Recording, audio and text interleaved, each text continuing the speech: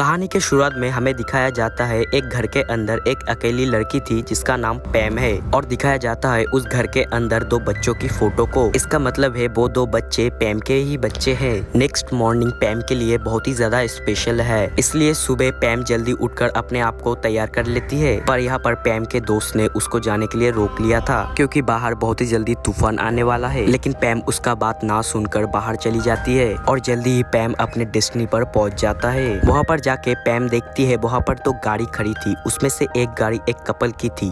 पैम जाके उस कपल से पूछता है कि इसमें से जो दूसरी नंबर की गाड़ी है वो किसका है। पर यहाँ पर कपल ने बोला कि ये कार किसका है उन्हें पता नहीं और उन्होंने ऊपर भी किसी को नहीं देखा। थोड़ा ऊपर चढ़ने के बाद ही पैम का स्टिक टूट जाता है और वो नीचे बैठकर अपना स्टिक ठीक कर लेती है।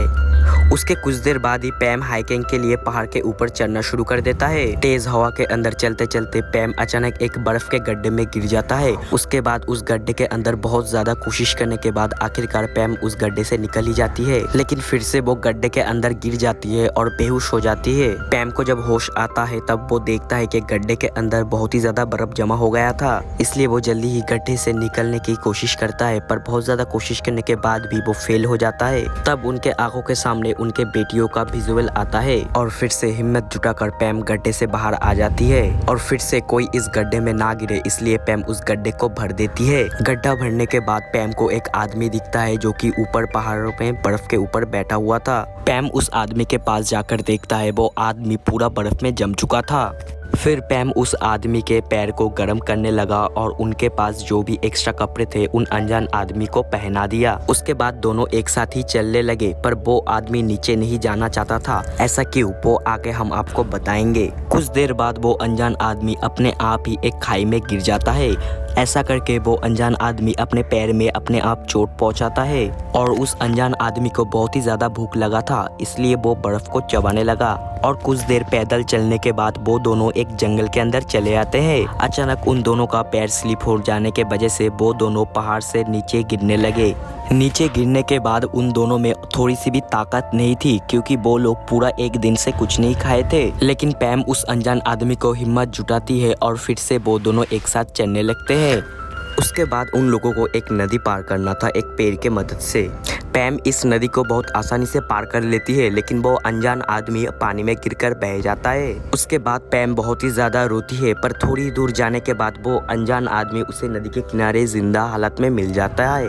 उस अनजान आदमी को जिंदा देखकर पैम बहुत ही ज्यादा खुश हो जाती है और फिर से वो दोनों एक साथ एक और बार चलने लगते हैं। कुछ देर तक जंगलों के अंदर से चलने के बाद उन लोगों को एक कार दिखाई देता है। वो दोनों उस कार को रोकने की बहुत ही ज्यादा कोशिश करते हैं, लेकिन वो कार चला जाता है, इसलिए वो अनजान आदमी को बहुत ही ज्यादा गुस्सा आ जाता है। पर कुछ देर बाद उस अनजान आदमी को अपना ही कार मिल जाता है और वो दोनों बहुत ही ज्यादा खुश हो जाता है। लेकिन वो अनजान आदमी अपना कार लेके अकेला ही चला जाता है।